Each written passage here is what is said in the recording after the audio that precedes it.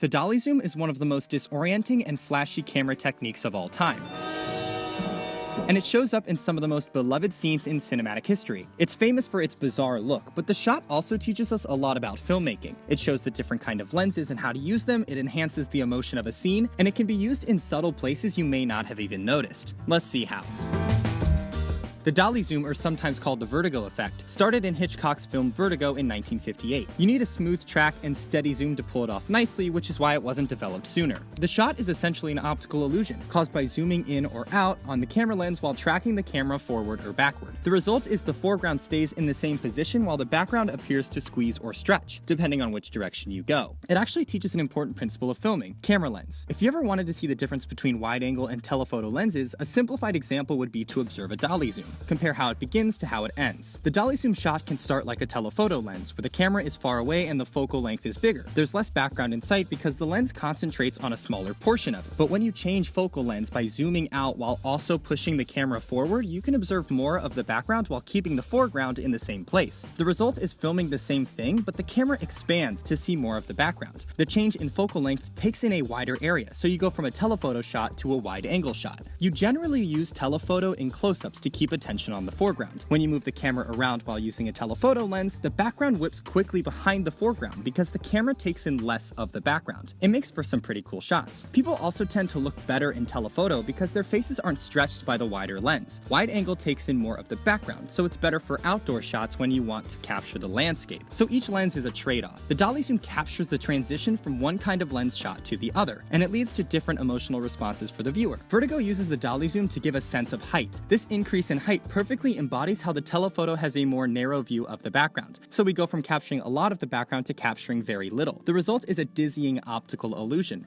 The shot is unsettling, even a little bit nauseating for some, because it's physically impossible to experience without some kind of lens alteration. In Goodfellas, the diner scene becomes all the more confusing as the landscape shifts around them in impossible ways. Just as Henry's world is crushing and his paranoia grows, the impossible movement of the diner shows just how disoriented he feels. The zoom makes the world literally close in around him as getting caught seems almost inevitable. As I mentioned before, the wide-angle lens makes people look a bit off. With the famous dolly zoom in Jaws, the shot shifts to a wide-angle look, which makes his face look just a bit more stretched and unnatural, and it unconsciously adds to the rest of the freakiness of the shot. Those three examples, Vertigo, Jaws, and Goodfellas, are the go-to examples whenever anybody mentions the dolly zoom. The problem is that when teaching the shot, the examples usually stop there, which is a shame because it makes the shot seem like a one-off effect for legendary movies. But it's actually a lot more versatile and common than that. Its out-of-this-world visual look makes it commonly used for the supernatural or the feeling of a drug trip. I particularly enjoy its use in The Lord of the Rings because the widening of the holes in the trees gives the visual feeling that the forest is opening up a portal for the enemy to come. It's almost always used at a movie's climactic epic moment, so if your hero fails, it adds to the punchline. Sorry, we're closed! The shot has even found its way into animation. Brad Bird uses it extensively in his films. The food critic flashback gets enhanced with a dolly zoom effect to simulate the transportation from one world to another. Animation, particularly computer-generated, has a distinct opportunity to use the photo in interesting ways because of animation's complete control of object placement. As Remy relates to Chef Gusteau, the dolly zoom is no longer used to disorient the viewer, but to show them get physically closer together, indicating a relationship is born. The Incredibles has a seemingly impossible dolly zoom as Mrs. Incredible gets closer to the temptation. Both instances are non-disruptive, but also draw our attention to certain parts of the shot with its trademark squeezing effect. The dolly zoom is certainly a fantastical shot at the disposal of the filmmaker, but remember, it's more than just a cheap trick. Alfred Hitchcock used it for depth, Scorsese used it to show paranoia, and Brad Bird used it for visual cues. So be on the lookout for it. Thanks for watching.